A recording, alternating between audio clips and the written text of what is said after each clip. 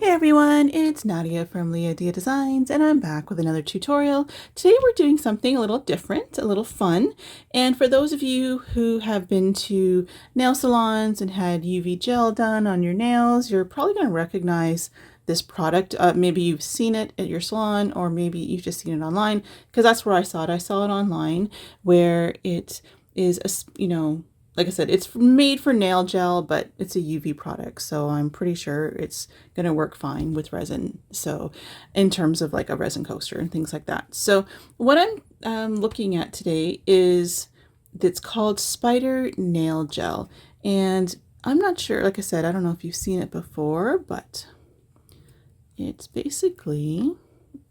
And I got this kit, as you can see, it has many different colors. So this is the black. I have silver I'm going to be using today, and then it has all these other colors. There's white, red, gold, pinks, greens, all the different colors.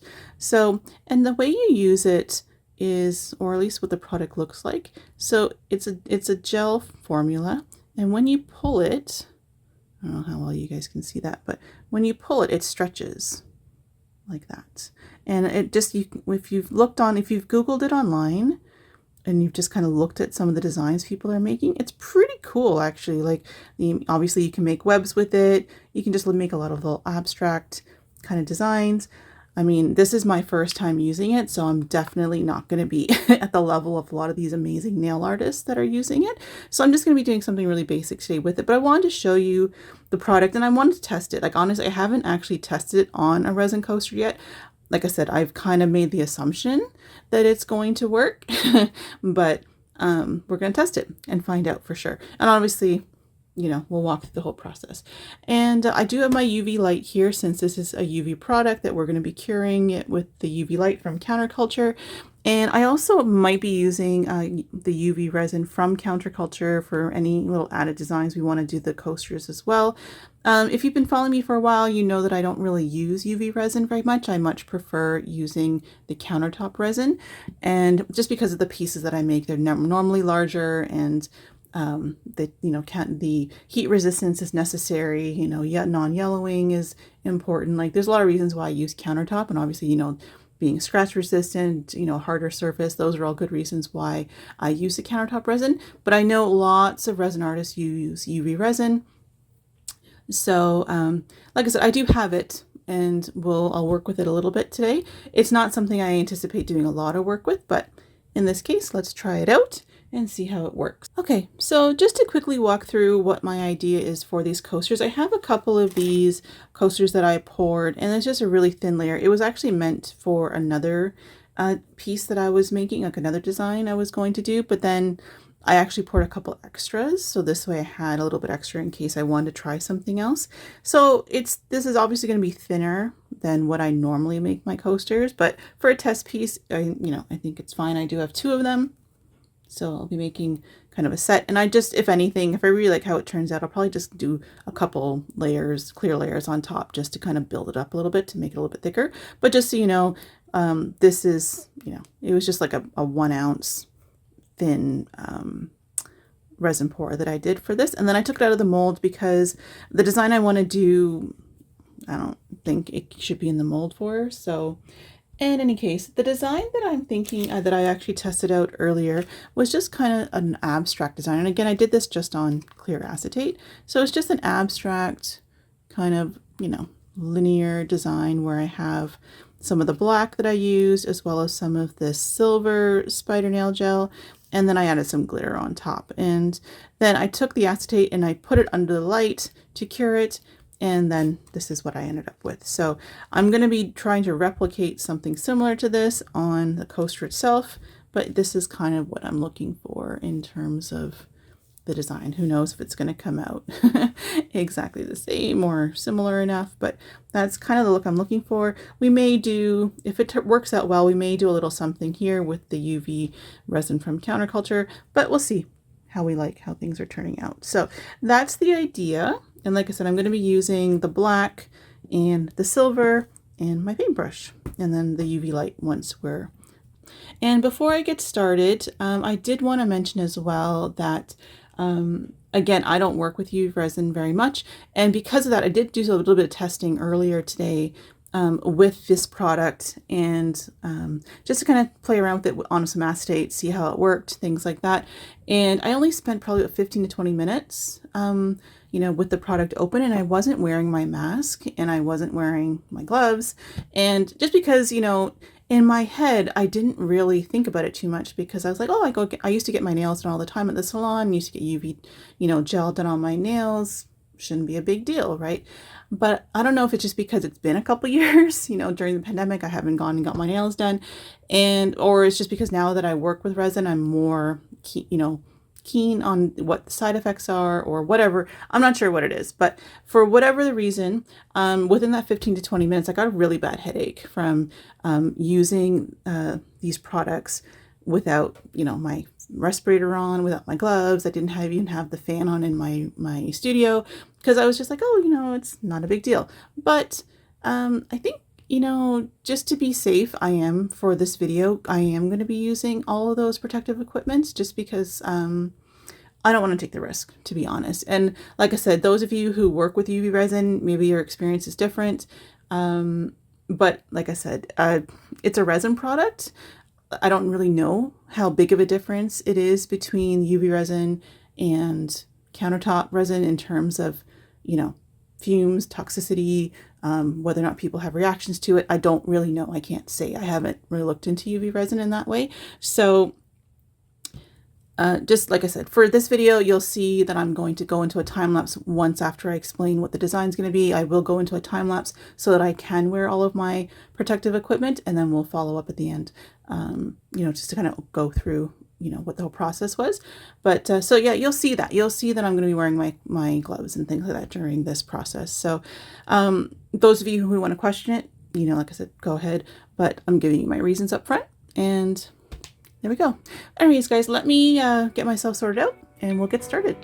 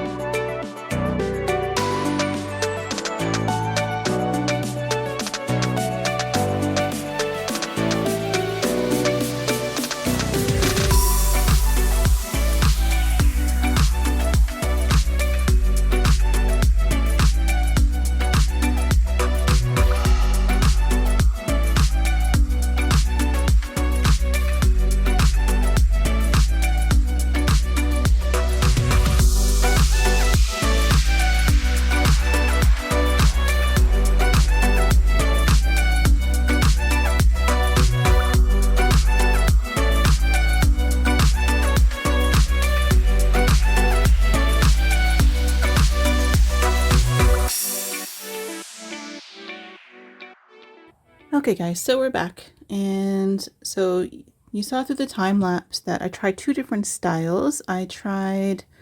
Basically the same, but I tried this one with more of a kind of a curved style, and then I did have the little bit of the fine glitter in the matching purple there.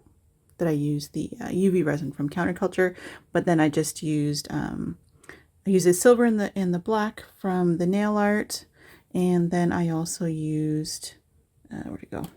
I used glitters. I used this glitter, the one that's on top of the lines. I used the blue opal from Let's Resin, and then for the side here I mixed this light purple glitter, which is a fine glitter, with the UV resin. So there we go. So that's how the curved one. Now the curved one I felt was more difficult to do than the straight lines. Now this was the straight line one here, just to kind of see, I wanted to see what the difference was between them. The straight line one seemed a lot easier, just because I think trying to curve it, that just comes into that whole, you know, nail art skill that I don't have. Plus obviously nail art is meant to go on like the smallest little surface. It's just meant to go on your nail, and then it could be a lot thinner, the lines. So I found that, you know, trying to get thicker lines, which is what I wanted for these coasters, it was a little bit trickier. Like I said, the straight lines were much easier to kind of get those thicker straight lines to go across. The curved ones just were a little bit more tricky because, you know, you had to kind of like get it to go in a curve, which was kind of interesting. But in any case, it can be done, and obviously it's being done all the time. So, but again, like I said, I think the combination of it being, you know, because I want it to be a thicker line is what made it a little bit more tricky in this case.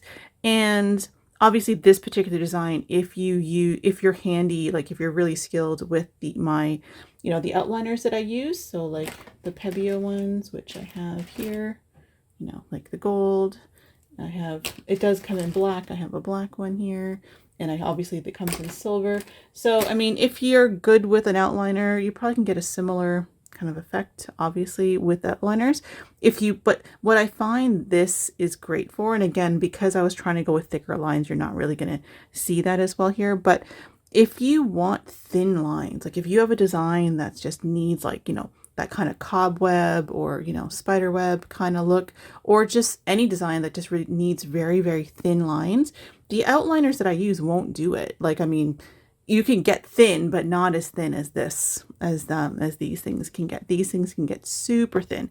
So it is a benefit. So if you have a design, or you're looking for something, you just kind of want to make a kind of a mesh look, or, you know, like let's say you want to do like fishnet stockings, you know, that kind of look on your coasters or on whatever piece you're making, this will definitely get you there. And whereas it's going to be a little more challenging with the outliner. So I wanted to try it out just to kind of give us, you know, the option, or just, you know, to see if it's another product that we can use. And, you know, I put it under the light, the UV light 3 times at the 60 seconds. So about 3 minutes. And yeah, it's pretty much dry. I mean, it's a little bit on the tacky side, but I think the way UV resin works, because I did the same thing with this one, 3 minutes, and it's been like an hour or so since I did this, and now it feels like it's completely cured. So like I said, if you're not sure, you can put it under the light for a little bit longer, and then you know, get it to be, you know, fully cured under the light. Like I said, I'm not overly familiar with UV resin to know that, you know, maybe it's a little bit stickier when it first comes out under the light, or if it needs to have that hard finish that we're looking for. I'm probably going to throw these under the light a couple more times just to kind of harden them a little bit more before I add the top coat to them. So, and I am going to be using my countertop resin, my 1-to-1. I'm not going to top coat these with UV resin. I will just use my regular resin because, again, if they are to be used as coasters, I want to have the heat resistance that my 1-to-1 will give me. So yeah, so I'll probably do a couple coats, you know, one cut. And probably all going to be, again, because it's not in the mold, I'm probably going to just dome coat them, or like top coat them a couple times to kind of thicken them up a bit. I don't really expect to sell these. They're just more of a test. So, but anyway, so if you did want to do them, you could actually pour your coasters to almost the full thickness that you want them to be, and then you do this design on them, and then you would just top coat them. And yeah, so I think it's pretty cool. I know people are going to ask me about the brushes, and I just used it's French, the isopropyl alcohol 99% is what I use, and I just literally just kind of put some on the paper towel here and the UV resin came right off of those. So that's how you can clean those brushes off. So you're not really damaging brushes by using the UV resin there. And yeah, so this is where we're at. I'll quickly just, you know, put a time lapse in to show how I top coat these. I will tag another video to kind of go through the full process, because I will end up just liquid latexing the back of these and then, you know, pouring a couple top coats on top just to kind of finish them up. Whether or not I'm going to do the edges, I'm not really sure, because that wasn't what this video was really about. It was more about testing the gel. So in any case, we'll go into a time lapse and then we'll be back with the final product.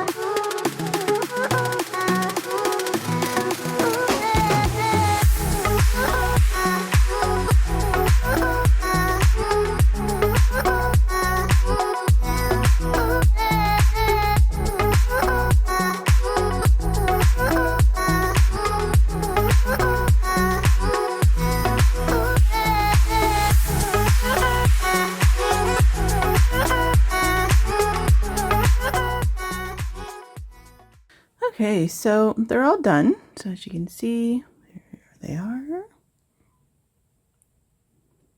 There we go. So I did end up adding 2 coats of resin onto them, and you can see even with that, they're still not that thick. But I mean, I could add more, but again, these were just kind of samples just to kind of test out the spider gel to see how it worked out and how it looks. And actually, I really like the look of this. And again, as I was mentioning earlier, because of the thickness of these lines, I could, like, for me, I probably could get a similar look by using my outliners, but again, I think if you wanted like really fine lines, the spider gel would work really well for that. So I think that it definitely has its purposes depending on if you have a specific design that you're trying to create, or if you need something that needs really fine lines, and or if you just have trouble with drawing straight lines. It's actually a great way to easily get straight lines without you know, needing to have a really steady hand, because literally you start at one end, you stretch it, and it goes straight to the other side, and you just have to make sure you touch it down on the other end, and then it creates that line for you. So it's actually a really great tool for like I said, for straight lines. For curved lines and more intricate designs, it does get a little bit trickier. But like I said, it's just another tool that we have in our arsenal for working with resin and things like that. And like I said, because it is a UV gel, it does actually allow you to work quickly if you have, you know, all the equipment you need for that. You have the lamp and everything. So this way you can quickly get it to cure and dry. And then if you are making something like coasters, I definitely recommend using the countertop or like a 1-to-1 resin on top to protect it. So, so yeah, so there we go. Let me know what you guys thought of the spider gel and this tutorial. And I hope you liked it. Like I said, it's just another idea, something else that we can work with, we could try. And yeah, so, or if you've already tried it, let me know in the comments below. So anyways, guys, I hope you guys like this tutorial. If you do end up trying it and you want to tag me on Instagram, you can also follow my hashtag, and it's LiaDia Inspired Me. Every so often I'll go through and I'll spotlight some of the artists who have used the hashtag and show what they've created in my story. So anyways, I hope you guys liked this tutorial, and if you did, don't forget to leave a comment, share, like, and if you're not already subscribed, please do so. So, all right, guys, take care, and I'll see you in the next one. Bye.